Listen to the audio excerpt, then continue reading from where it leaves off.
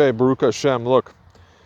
There's a place that I saw, it's like a clinic, and they focus on stroke, Parkinson's, brain disease, and trauma rehabilitation, and basically they're a clinic for neurology and rehabilitation.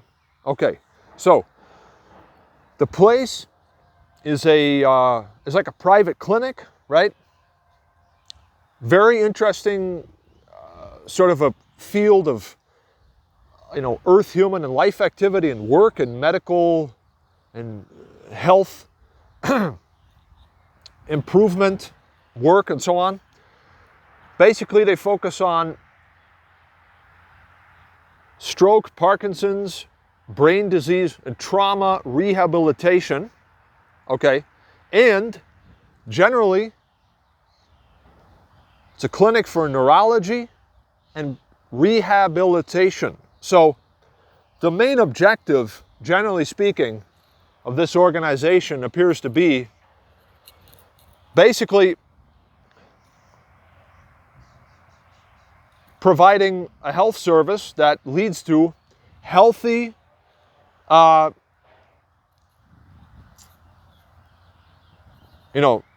happy, satisfied clients, patients, right? Basically, the aim is good neurological health, okay? Like healthy brains, right? For people to have healthy brains, okay? And linked with that, a lot of other health too. Okay, so I saw this thing, I saw this place, I saw their sign, and I looked at it and I realized, it's a very important and a very sensitive and a high value operation that you're running there in terms of being able to provide human beings with a service that helps them, in the most important way, actually, in the most sensitive, if I'm correct, in the most sensitive sort of areas of the human organism in terms of brain health, right? It's a serious thing. Brain is like the main central, computer, the main and the most important and sensitive and apparently powerful, part of the human being. So providing a health service for people to have healthy brains, right? Have good neurological health and have, and be rehabilitated to become healthy again after Parkinson's, stroke, brain trauma, what was the other thing? So, Parkinson's, brain trauma, brain disease, trauma, and stroke.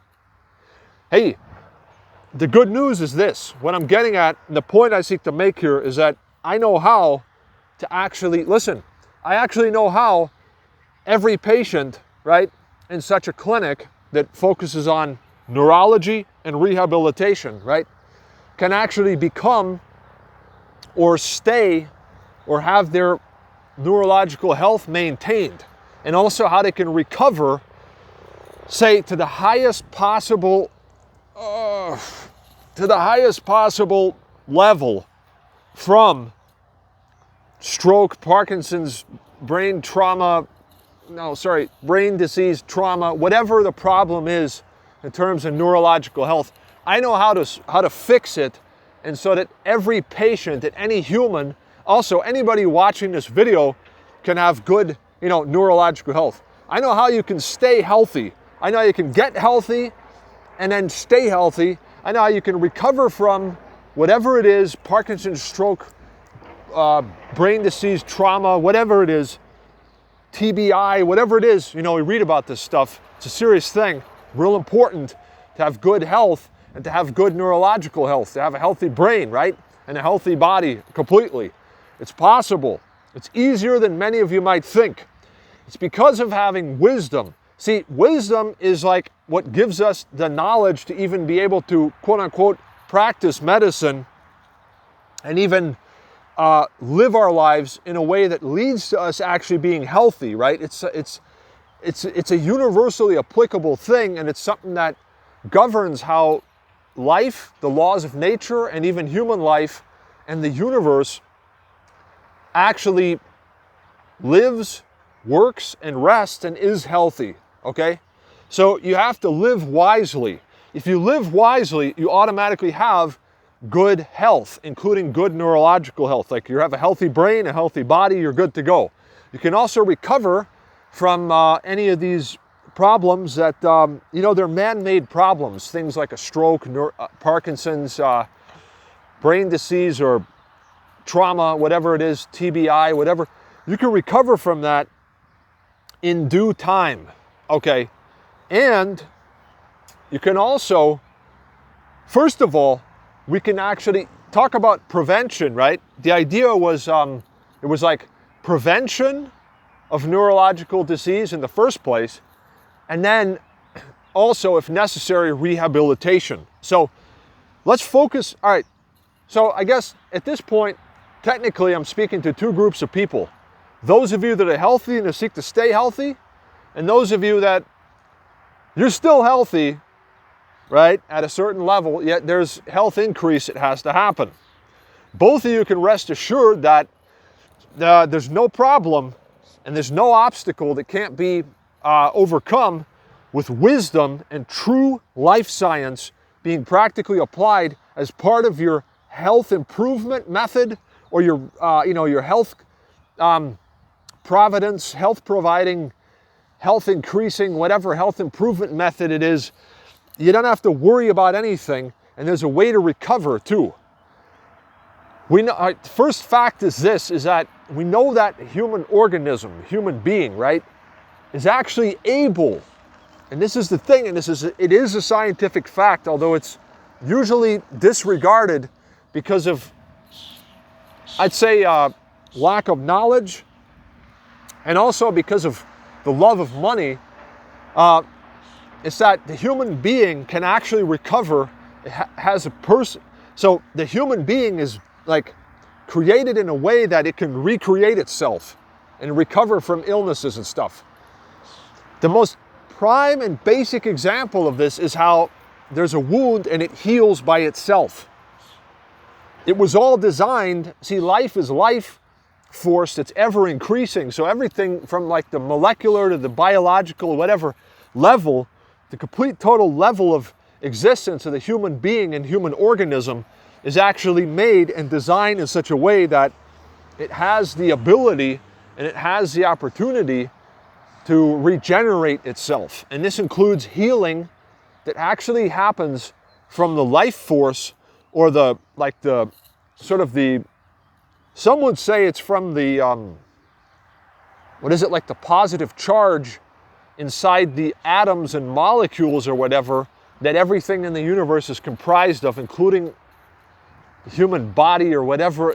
Check the facts for yourself. What I'm saying is that healing is always possible, and it primarily is actually from within. Because, see, we have a life force within us as human beings, and that emanates outward. And it also repairs itself. And healing is not just a physical thing, it's also a metaphysical thing. They said that one of the most important things for somebody to recover from some health problems was that they have a positive mindset and an attitude that also includes like having hope and a positive mindset, so that they also have an outlook that actually leads to them even being positively inclined and moving forward that way in their life. And that will facilitate that you also physically improve your health. If you're like mentally and optimistic, you're still going to go out there and improve your health, and it will be improved. Now, we have to eliminate one of the biggest problems that exists right now in the equation of human health and health providence, and also in a very sensitive field of medicine, namely neurological medicine, neurology, right? That's like a really sensitive thing. Listen, I don't care about, I care about real wisdom and eternally valuable and valid knowledge. I don't give a damn about a 400 or 500-year-old, not even that, like 150-year-old worldview that is primitive, that has brought us to the state where technology has overridden the ethical and moral balance on the scale. And in medicine and in healthcare and in health service nowadays, a lot of things have become more like Frankenstein and not actually beneficial to help people compared to ancient, true, legitimate knowledge and wisdom stemming from the most advanced super civilization on the face of this earth, right? Plane. In other words, traditional, like modern, technically provided medicine, for the most part, is actually dangerous and it's harmful and it's actually detrimental because, look, it's almost like there's a clock, right? A clock has gears. The clock isn't working right, so then you rip the thing open, insert some metal rod in there, and then start screwing around with this mechanism till it's like you've just screwed around with things so that it's in place again, but you've just caused more damage. That's what most of medicine does. Artificial, unnecessary interference with the human body, the basic way that human bodies function, even on a physical level. What do? Surgery. Listen, let me tell you something about surgery and about brain surgery and all this stuff. Hold your horses, right? And hold on a second before you go and be operated on. Hold on before anyone even goes and has anything done to their body. Listen, the human body can regenerate itself and heal itself from within automatically if it is provided with the proper resources.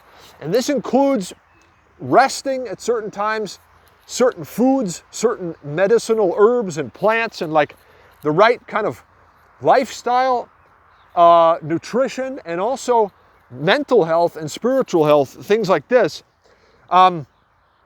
Yes, there are things that human beings have figured out where they can basically perform like a procedure to help somebody, but you're still actually causing damage. Do you realize that most of modern medicine is it's actually temporarily fixing things while still causing increased damage to the human body? The most typical example of this is when they operate on somebody and they screw joints together with something. Listen, yeah, you just bridged a gap for a second, but you caused additional damage. The ideal way to heal is the perfect way whereby nature and the laws of nature help a human being to actually heal using the regenerative life force from within. And listen, it gets down to a cellular, molecular level where we have to understand the fact that life is a positive charge that's increasing.